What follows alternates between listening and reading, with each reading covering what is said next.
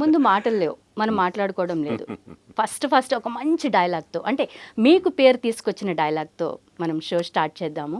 ఏ పాత్ర, ఏ డైలాగ్ మిమ్మల్ని ఆర్‌సీఎం రాజు అనగానే అందరూ మంచి డబ్బింగ్ ఆర్టిస్ట్ అని పేరు తెచ్చిన డైలాగ్ ఏది? అంటే ఇనీషియల్ స్టేజ్‌లో 'సింహాద్రిలో' శరత్ సక్సేనా గారికి చెప్పాను. హీరో గారికి ఒక క్రూషియల్ టైంలో గొడ్డలి విసురుతూ సింగమలై అన్నా అని అంటాడు. అది ఫస్ట్ డైలాగ్ నాకు. అమ్మా! డైలాగ్ చెప్పింది మీరా? ఆ తర్వాత నాకు 2010లో అలా మొదలైందిలో ఆశీష్ విద్యార్థికి చెప్పిన డైలాగ్, రక్త చరిత్రలో వివేక్ ఓబరాయ్కి చెప్పింది. అది బాగా డాన్స్ అందరిని పిలిచి వార్నింగ్ ఇస్తాడు హీరో. ఆ డైలాగు స్టార్టింగ్ లో మంచి ఇమేజ్ తెచ్చిపెట్టింది నాకు అది. ఆ డైలాగ్, ఒకప్పుడు ఈ హైదరాబాద్ పెద్ద అడవిలా ఉండేదట. తోడేళ్ళు, నక్కలు, పులులు, చాలా జంతువులు తిరిగేవి.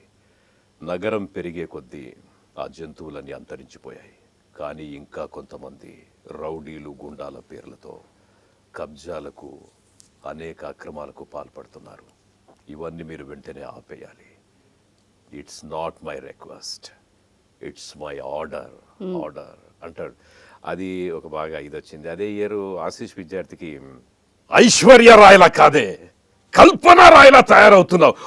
ఓ sorry, by the way my name is John Abraham.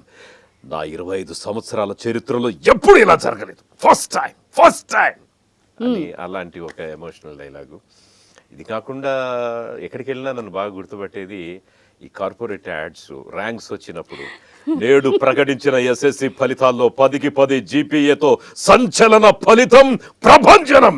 ఇది ప్రతి ఇంట మారు మోగిపోయింది ఈ డైలాగ్ అయితే మాత్రం. ఇదొకటి. ఒకటి వెళ్ళగానే ఫస్ట్ ఈరోజు రీసెంట్గా రామానాయుడు గారి స్టూడియోలో డబ్బింగ్ వెళ్ళి అక్కడ టీ అడిగితే ఇచ్చారు పిల్లలు. ఒక కొత్త అబ్బాయి, ఆయరా బాబు ఛాయ్ ఏమన్నా ఉందా అని అంటే, సార్ మీ వాయిస్ ఎక్కడో విన్నట్టుంది, మీరు యాడ్స్ చెప్తారు కదా అంటే, బాగా గుర్తుపట్టే ఉన్నాను, ఒక మంచి టీ ఇవ్వని. ఆ రకంగా ఎక్కడికి వెళ్ళినా కూడా, ముఖ్యంగా చెప్పాలంటే మా పాత్ర అంతా తెర వెనుక. అవును. అలాంటిది కూడా మమ్మల్ని ఇప్పుడు ప్రేక్షక మహాశైలు, ఎక్కడున్న మన తెలుగు వాళ్ళు గుర్తుపడుతున్నారంటే కారణం ఇదిగో ఈ ఇంటర్వ్యూస్. మమ్మల్ని ఇట్లా పరిచయం చేస్తున్న తెర వెనుక ఉన్న ప్రతిభల్ని తెర ముందుకు తెస్తుంది మీడియా. Media, exactly. చాలా సంతోషం ఇన్ దట్ వే.